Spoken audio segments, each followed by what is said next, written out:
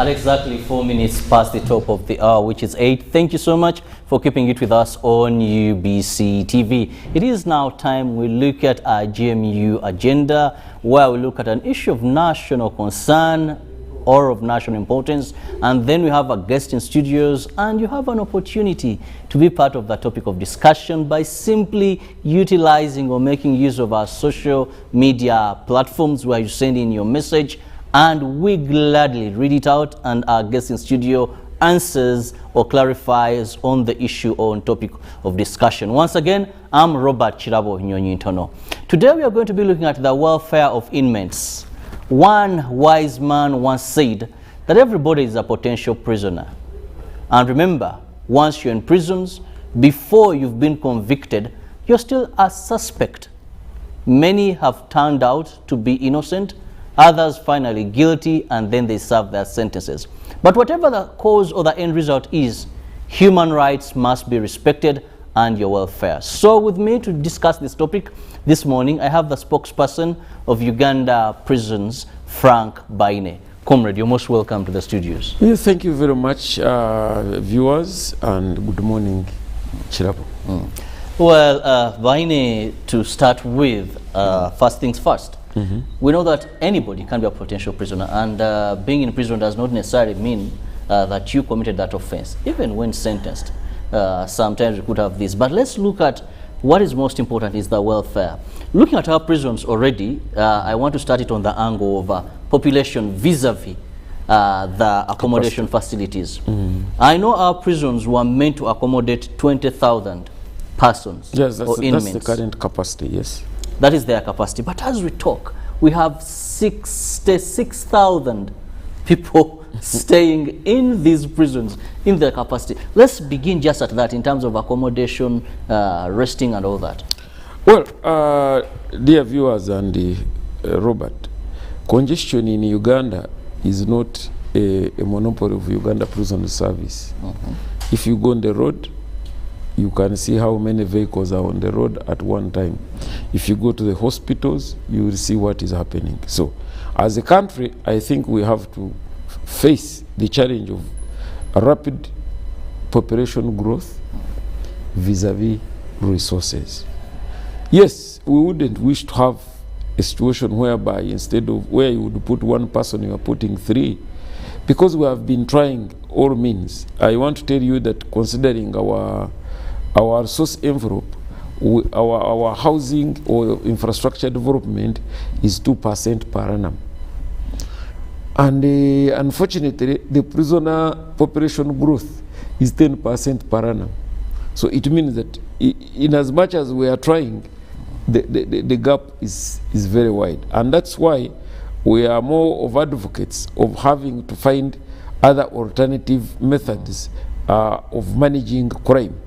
And when you look at it, what is increasing our congestion? For example, right now the 35,000 are still on remand, while 31 the program line. And that means that actually if we had only convicts, the congestion would be there, but it would not be as much. And of course, when there is congestion in the prison, where do you trace the problem? The problem doesn't start with the prisons. The problem actually starts at the receiving end. It starts right from the police, from the community actually. That now, cases which used to end in communities, LC, families, they all now go up to police. And the police knows one thing is that when they take it to police, then they arrest you, and then the due process starts. So from there you come to the police. Police is also overwhelmed. Then it means it cannot investigate cases in time, it cannot, so people end up spending long times in the prison. DPP, there are so few that also perusing through files becomes a very big challenge at a speed that is desired. Now when you come to court, then the court is also very seriously affected. You find somebody is even supposed to attend to like 360 cases in a year. That means this person will have no weekend, will never fall sick, will never have to go for a workshop. Yet some cases, we know them, they take over 1 year. on one case. So the justice process is very slow compared to what we should be doing in terms of churning out these people, finding the innocent, finding the guilty, because we are not running short of space to manage the convicts. But the challenge are these people you have to keep there for custody.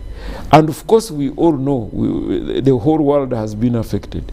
When COVID came in, even what was moving almost stagnated. It's now that it's being activated slowly, but there are still these challenges. We still do these video teleconferencing systems. Of course, they are more slow than when people would go to court in numbers.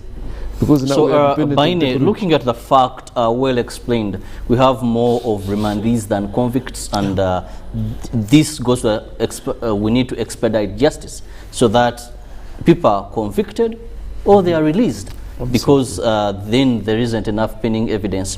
But how are you managing this? Because you had reports of people sleeping in inhuman ways, where they'll tell you that one has to squat, they pair themselves body to body contact. Sometimes, of course, yes, we are congested, but in certain circumstances, there are also exaggerations.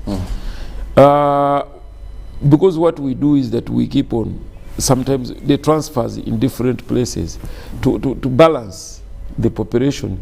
Of course, it can't balance because the capacity is already down, but somehow we are still managing, and the conditions are not inhuman as you may think. Okay, they are squeezed because you see, according to the international recommended rate, somebody is supposed to be having 2.6 meters squared for him alone. And some cases even they do 3. So you find you have the whole of this space. But now, of course, they are now closed. We can't say they are very comfortable, but that is our country, and that's how we are managing. Well, that calls for more funding, I think, so that we see more prisons being constructed to improve the welfare in terms of the population. Let's look at another element where I think we will draw more time. This is where we've had torture claims in prisons, human rights not being respected.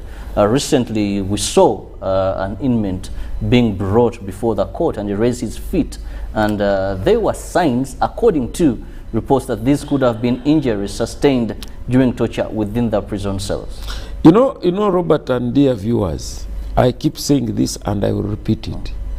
Torture is not a media story. Torture is about the law. We have an Anti-Torture Act. And anybody that has been or alleges to have been tortured, the place to go is court. The place to go is not media. Unfortunately, my profession does not allow me to discuss the medical details of a prisoner because that is his matter with the doctors. But the simple statement I can say that for us as prisoners, we don't torture. And because we don't torture, that one does not mean that when they bring people with their different ailments, we are supposed to push them aside. We get these people from court. We may need, unfortunately, even they themselves, when they are talking, they don't complete the sentences. I've been tortured. Somebody, today he tells you he's tortured in prison, tomorrow he tells you he's tortured in CMY, tomorrow he tells you he's tortured in the army, he tells you I'm tortured in the police. So we need to be consistent. Where did the torture take place? If you are tortured, can court decide on it? Because torture, it cannot be handled administratively. It cannot be handled politically. It has to go to court. And that's why the Anti-Torture Act was expedited on and put in place to solve some of these things. But unfortunately, when the politics enters and everything is dramatized, so some of us want to be pushed to the wall to start discussing private matters of inmates. And that's what I'm saying, that, you know, for us as prisoners, when you come, as Chirabo and they have brought you, we take we write everything that you have come with. Whether you have a scar to the back, we write it. Whether you have one eye, even take pictures of that. We even take the pictures and we keep the record. That's why I am challenging whoever says is tortured in prison, let's go to court. But and we defend ourselves. Barney, depending on that, you're the mouthpiece of Uganda Prison Services. Yes. Rightly said, one time I hosted you and we were discussing the allegations by Eddie, commonly known as Eddie Mutwe, the NUP. And when he had said that he had been tortured during the search, and you quoted the law that governs prisons, and you said for us, we do thorough, we do right. Yeah. When you look at this particular person, the honorable member, that is Seginya Mohammed, he comes out that at entry, if you have those pictures, he clearly says he didn't have any of these marks. These are marks sustained during prisons, and he has been in lawful gazetted prisons. You see, one good thing, even that foot he's showing the public, there is a medical report to it. But I am not at liberty flash is the medical report of a prisoner who is a patient. I can assure you, unless the doctors we have, or even the ones of, that's why we have been carrying out tests. In Chigo, we carried out tests. They referred him to Makshon Bay, tested, we continued to do the medical treatment, went to Murago, did say tests, and Murago said, please, let this man come to Murago. And we are keeping him in Murago. The good thing, like I'm telling you, that yes, one can arrange anything, but our record is very clear. And the medical reports read different stories. Because having a foot rot cannot only be caused by torture, it can be caused by other diseases. For example, one of the challenges you get if your immunity has dropped, those are some of the signs to tell you that your immunity has dropped. But like I said, I'm not at liberty to discuss a medical report because I am not the doctor, and such a medical report is supposed to be submitted to court. Not to be played around, not to hand it to anybody, but we are waiting. Let the lawyers take it up and go to court. Then for us, we shall prove we have not tortured anybody.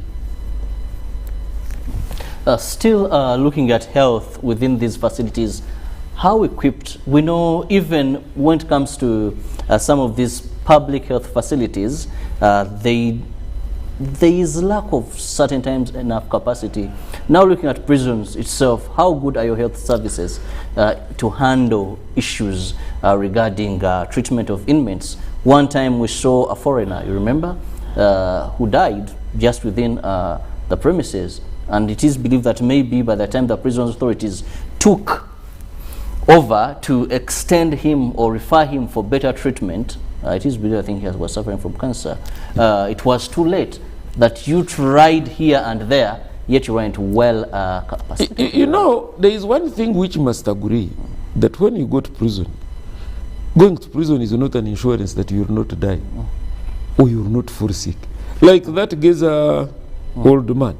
By the time they got him from Karangara, he was at stage 4 cancer. Actually, literally, that man stayed one day in Masaka prison. The following day, he was in Masaka hospital. From Masaka hospital, he came to Makshon Bay to Murago. He spent 3 months in Murago until Murago said, for us, we have done our part. We don't want your man here anymore. Now, court was not granting. You know, one thing you should know is that a prisoner, yes, for us, we keep the prisoner. But a prisoner is controlled by court. If court says you want to go, you can't go. If court says go, then we shall let you go. And that's what happened together. His lawyers continued trying. Yes, if Murago had been, Cancer Institute was defeated, it would be unfair to think that we kept this man in Makshon Bay because we didn't have the capacity. Yet Murago, where everybody runs, could not handle up to a certain level, and they said, now where we have reached, this is our limit. So, and that's when we talk about medical capacity in prisons, It can't be separate from the one of the national medical situation. But the advantage that there is that we have professional doctors and medical teams. Where we find we get a challenge, then we refer these people to the ordinary hospitals for further management. That's why in the entire country now, all the big hospitals, you will find there these people putting on yellow. Why? Because we know that some levels we handle up to a certain level, then we refer. But that is not. But you're being the allegations are that you take long to refer. No. Let me tell you. Does that also require? If we stand outside here, you will see ambulances crisscrossing. One from Zambia to Murago, another one from Murago to HK, one from Urubaga to Mengo. Do you know what that tells you? It tells you that not all the hospitals can't have everything. So it is normal to transfer a prisoner from one medical center to another. And the system is referral. The only problem is that sometimes people, when they are outside, they think for us we are not caring, we are not minding. I can assure you, you cannot keep 66,000 people if you are not caring for them and the epidemic does not come and finish them. If you want to know that we may not have all the equipment, but we are so organized, look at how we have managed COVID. I am telling you, our record of management of COVID has been very excellent, to the level that we have had over 2,000 cases, but we have only lost 4 inmates. And of the 4, the 3 came when they were finished. They didn't even finish a week in the prison. They came, admitted, taken to hospital, and they went. So, when you see in those conditions, yet everybody would imagine that these ones, when they get a problem, they will all go. You remember when we got the first biggest outbreak in Amur, 153 inmates had the COVID. 24 staff had COVID. But we created the treatment centers, we treated them, we didn't take them to the main treatment centers. We create our own treatment centers and they all recovered. So, yes, we don't have everything that we would want to have. But I want to tell you that at the scale of Uganda, our services are very standard. I want to inform you that even like Ruzira here, you see, people move from Chengera to come to get treatment. Even in the corridors of Murago, they will tell you, you want quick treatment, you go to Ruzira. So, yes, we do our best. Of course, we can't control death. Even right now, when you go to Murago, even if you go to IHK, even you go to Nakasero Hospital, people are dying every day. So it becomes unfair to think that when a person has died in prison, it's because they have neglected him. It's because they have delayed with the patient. No. There must be a process.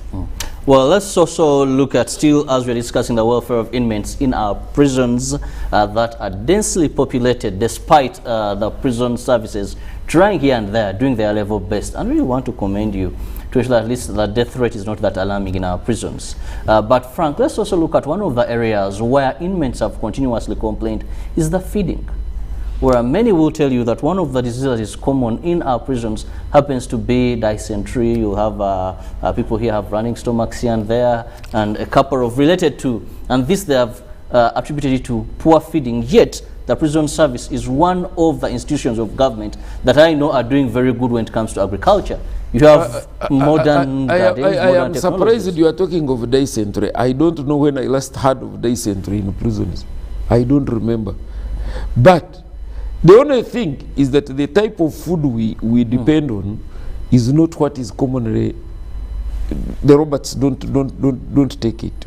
Our main food is posho and beans, but we add greens.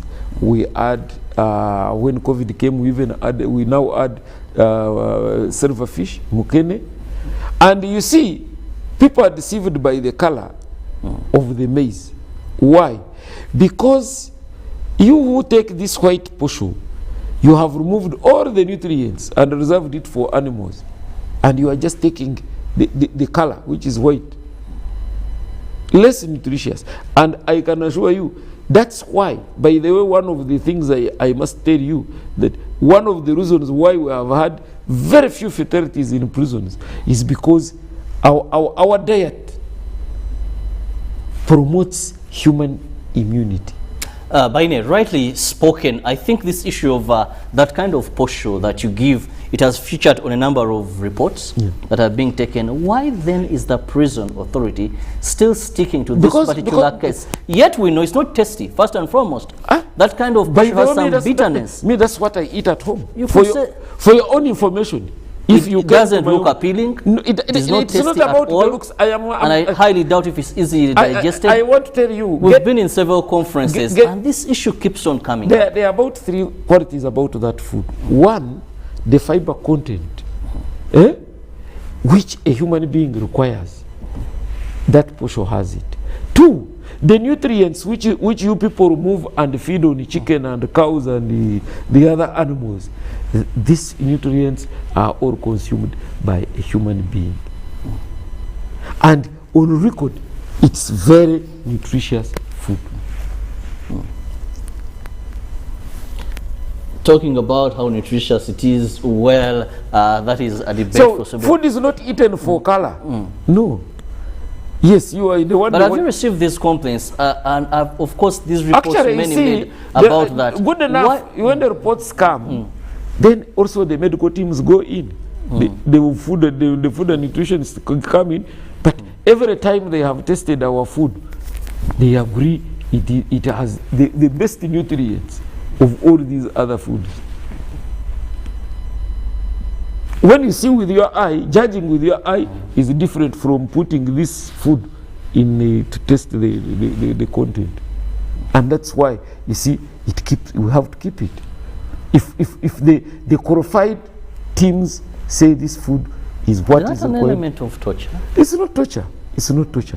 Good enough. You see, for a person who is used to eating matoke, when you take ordinary posho, let's call it ordinary posho, because I want us to leave this issue.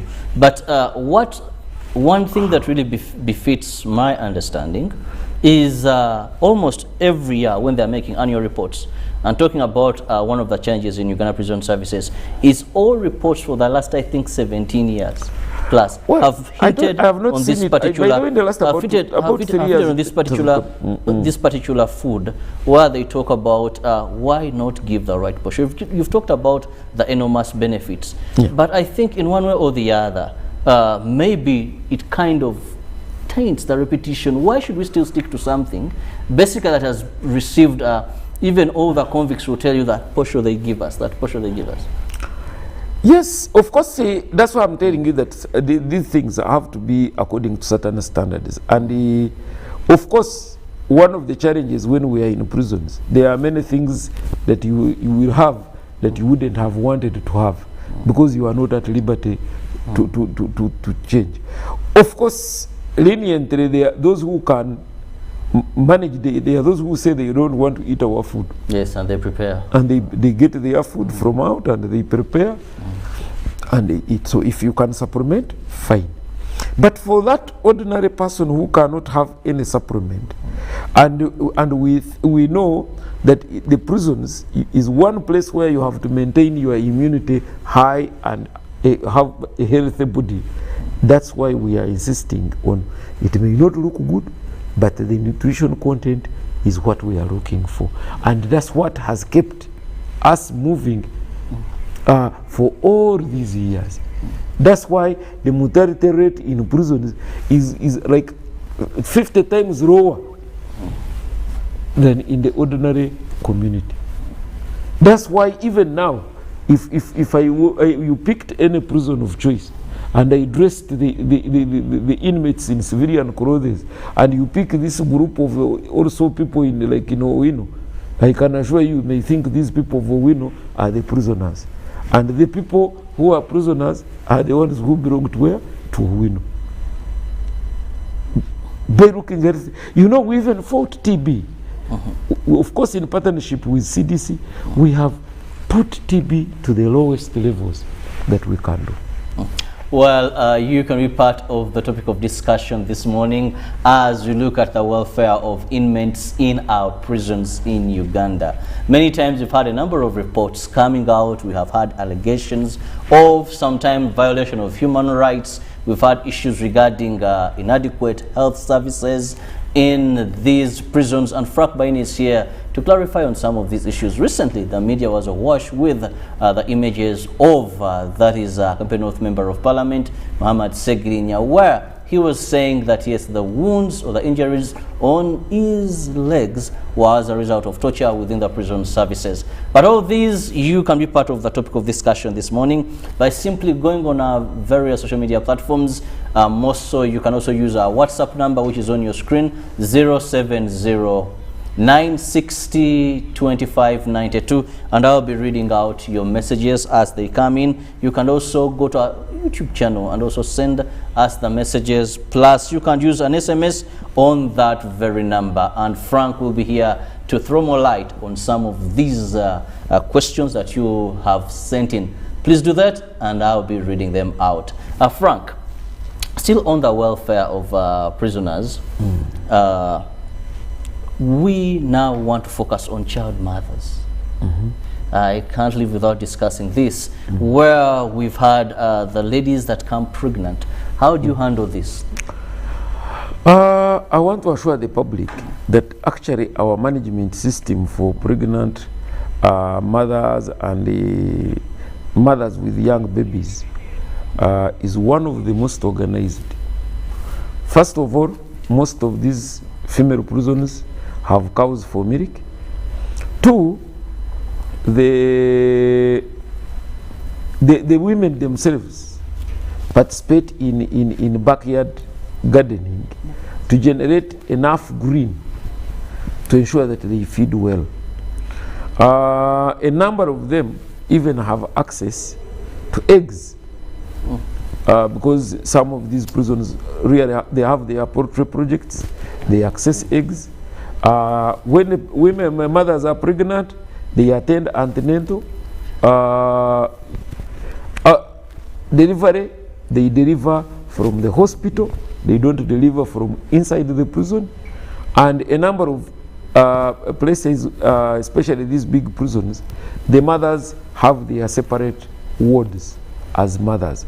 So, and it's a responsibility. Incidentally, when we are budgeting, the children are also part of the budget. They have a special budget as children, and it is the responsibility of the officers in charge to ensure that the babies are doing well.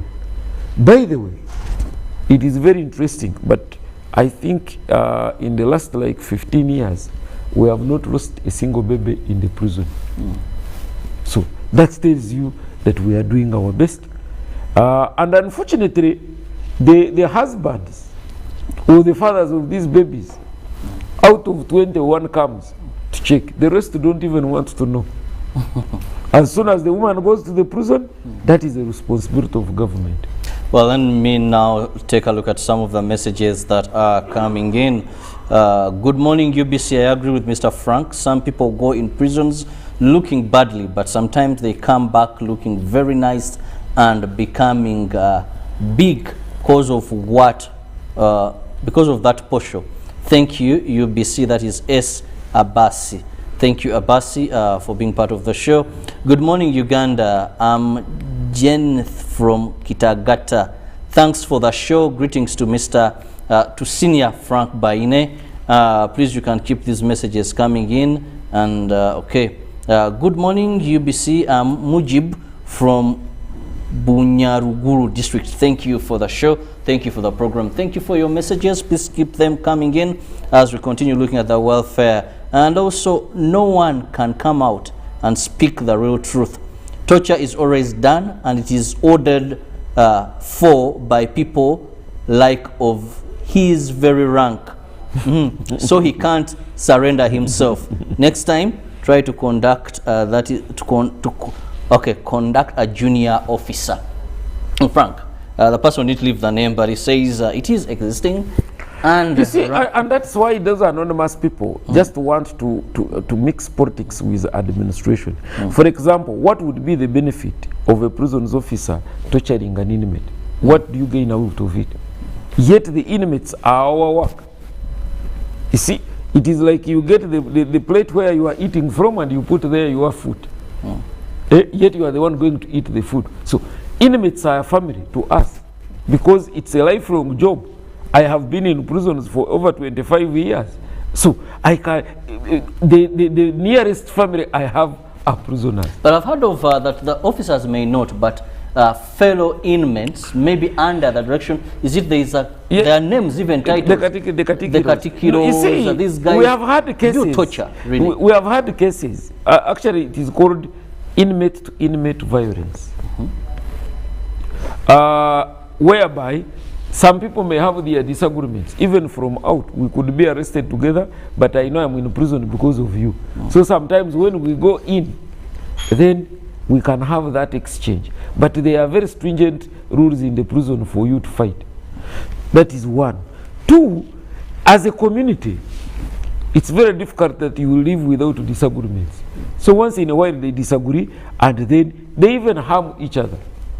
Sometimes these prisoners have harmed the staff.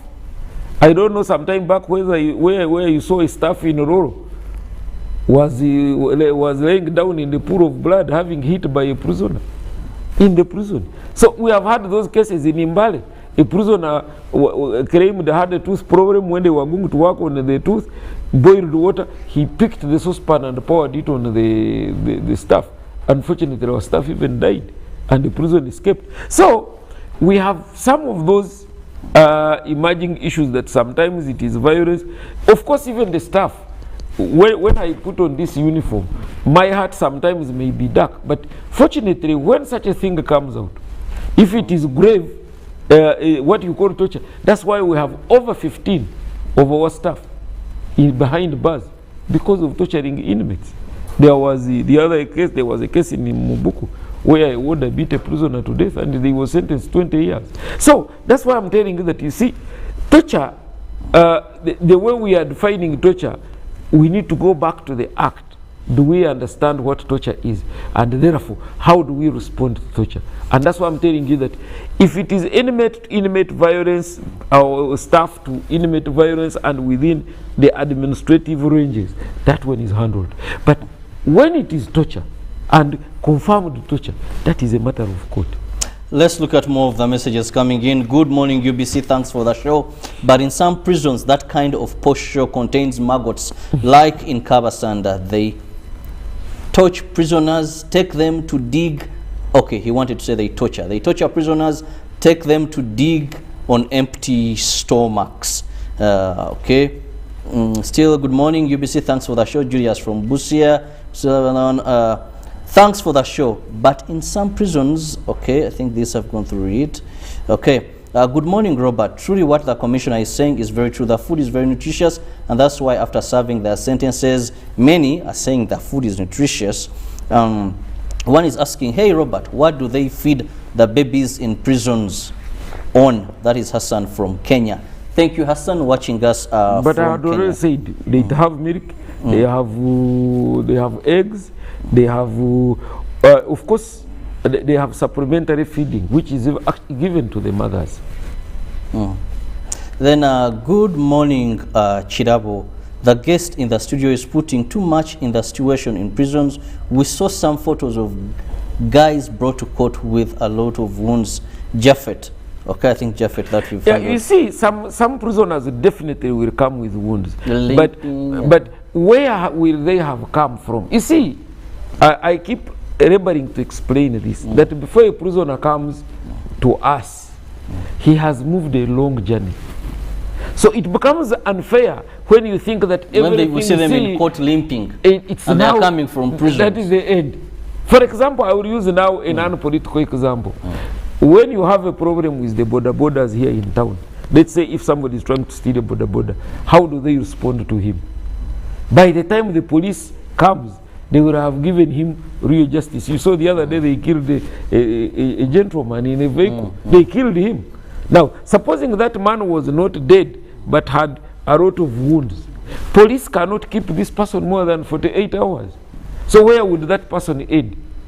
That person would come to the prison. So when he comes to the prison, is it fair for you to say, because this man has come to court, I can see he has a lot of wounds, he must have got them from prison? And that's why I'm saying that those who are claiming torture, they are giving half statements. Why don't they narrate what happened to them from the point of arrest up to the time they came to the prison?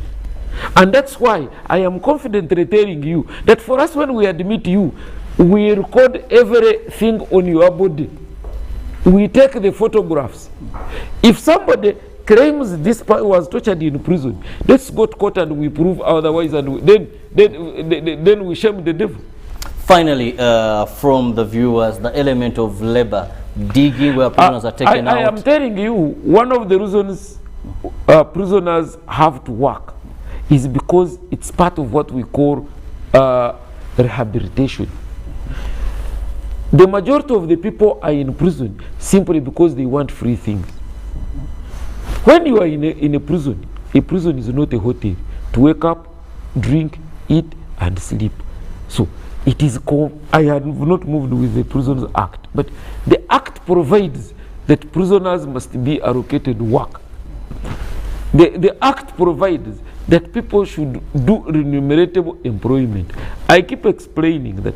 You may think that that token they get is very small, but there are people who go to prisons. Actually, out of 10 people in prisons, only 3 get visitors. 7 entirely depend on that small money you think is too small to survive in the prison, to buy clothes, to buy sugar. We have even had incidents where the wives come to ask how much this man has made so that the woman can take and buy the books for the children. Well, Frank, time is not so much on our side. Let me have your final remarks regarding the welfare of inmates. Well, I want to tell and assure Ugandans that we are doing our best. I want to tell you, even during COVID or no COVID, I want to tell you the conditions in terms of feeding, in terms of general medication, is above the average situation in this country. Because our prisoners eat 3 meals, the prisoners, at least they have medical attention at any one time. In my own village, there are people who get fever and they just can't even afford to buy Panadol. In my own village. You, the Roberts, of course, you don't know this because you are here in Kampala. You think that everywhere is like Kampala. But people... So prisoners there live a better life? I am telling you, the prisoners... That's why we don't get riots in the prisons. We have a lot of cooperation. Even the other day, we got an award in terms of what we are doing in prisons. We are ranked the best in Africa. So, I request that we stop dramatizing administration of prisons. The biggest challenge we have as Ugandans, we are all professors in anything that emerges. Even me who did history, I want to become a doctor when people started discussing things related with medicine. So, and we are not going to run institutions in the political arena or in the media. Administration is administration. We are doing our best and we continue to do our best. We are the most professional institution. That one is known. We are the most disciplined team of workers in Uganda. And that's what we promise Ugandans. We shall continue and even continue to improve. Well, I want to thank you, Frank Barney, the spokesperson of Uganda Prisons Services, for having found time. And we've been discussing the welfare of prisons. Once Prime Minister of Uganda, that was the late Paul Mwanga, he was told that there is no sugar in prisons. Actually, it was blankets. I mean, there is no blankets in prisons. And he said, but you see, a prison is not a hotel. Time changed and he was in prisons and he was the first person to ask, where are the blankets? Actually asked for a bed. And where is the bed? But they told him, sir, when you're in authority, you said prisons and you did not push for that. So let's all push for good welfare of prisoners in this country. God bless you. Everyone is a potential prisoner. So when we talk about rights, when we talk about welfare, it is something we should give all the due diligence and continue supporting the prison services when they need bigger and better budgets. God bless you. The sportsman is already here, very smart, actually in white pants this morning. Blended well with a red. You can't afford to miss Ruben. And I hope he talks about 13-0, my excitement there by the Uganda under 20 girls yesterday on Djibouti. Have a blessed day. God bless you.